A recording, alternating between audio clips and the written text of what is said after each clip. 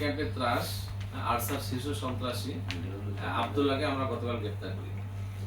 আমরা গোপন সংবাদের ভিত্তিতে জানতে পারি এবং আমাদের কাছে যে তথ্য প্রযুক্তির মাধ্যমে আমরা নিশ্চিত হই যে রোহিঙ্গা সন্ত্রাসী আব্দুল্লাহ ক্যাম্প 20-তে অবস্থান করছে একটা বাসাতে।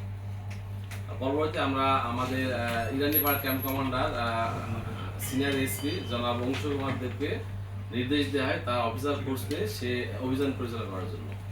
তো সে ইরানিপাড়া পুলিশ ক্যাম্প এবং ওয়ালাবালং পুলিশ ক্যাম্পের ফোর্স অফিসার নিয়ে দ্রুততার সাথে বাসায় পৌঁছায় এবং তাকে ঘুমন্ত অবস্থায় গ্রেপ্তার করে। ঘুমন্ত অবস্থায় গ্রেপ্তার করে। পরবর্তীতে তার কোমরে তার দেহ তল্লাশি করে তার কোমরে একটি বিদেশি পিস্তল 2 রাউন্ড গুলি পাওয়া যায় এবং তার যে বেডে ছিল তার পাশে একটি কাঁধে ঝোলানো ব্যাগ ছিল, সেটা হেফাজতে নেয় এবং সেটা তল্লাশি করে সেখানে একটা বিদেশি পিস্তল পাওয়া যায়। পরবর্তীতে আমরা তাকে 2টা পিস্তল সহ তাকে আমরা আমার ক্যাম্পে নিয়ে আসি এবং এটা ঘটনাটা 4:30টার দিকে কালকে বিকেল। পরবর্তীতে আমরা তার ক্যাম্পে নিয়ে ব্যাপক জিজ্ঞাসাবাদ করি। আপনারা জানেন সে শীর্ষ সন্ত্রাসী। অনেক জিজ্ঞাসাবাদে সে জানায় যে সে এই যে হত্যাকাণ্ড পরিচালনা করে তার অস্ত্র তার কাটার বাইরে কোনো পাহাড়েও আছে।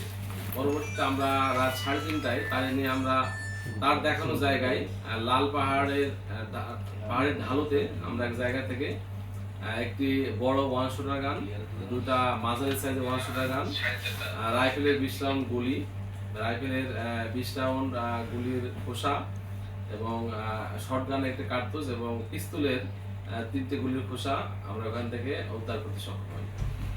এর ব্যাপারে বলতে চাই, এই আব্দুল্লাহ তার নামে আমাদের কাছে তথ্য আছে 8টি মার্ডার মামলা সে আসামি এজার নামে এবং একটি অপহরণ এবং চাঁদাবাজি মামলার আসামি সে। এবং সাম্প্রতিক সময়ে যে সকল মার্ডার সংঘটিত হয়েছে রোহিঙ্গা ক্যাম্পে প্রত্যেকটি মার্ডারেই সে প্রত্যক্ষ বা পরোক্ষভাবে অবস্থান করছে। কোনো সময় সে নিজে ফিজিক্যালি করছে, কোনো সময় সে এই মার্ডারে অস্ত্র সরবরাহ করে সহায়তা করছে। তো এটা আমাদের হোক চ্যালেঞ্জ ছিল। আমরা মোটামুটি আমরা তারে গ্রেপ্তার করি এবং আমরা তাদেরকে আমার হেফাজতে আছে এবং আমরা তাকে আমরা থানায় হস্তান্তর করবো এবং আইনগত ব্যবস্থা গ্রহণ করবো।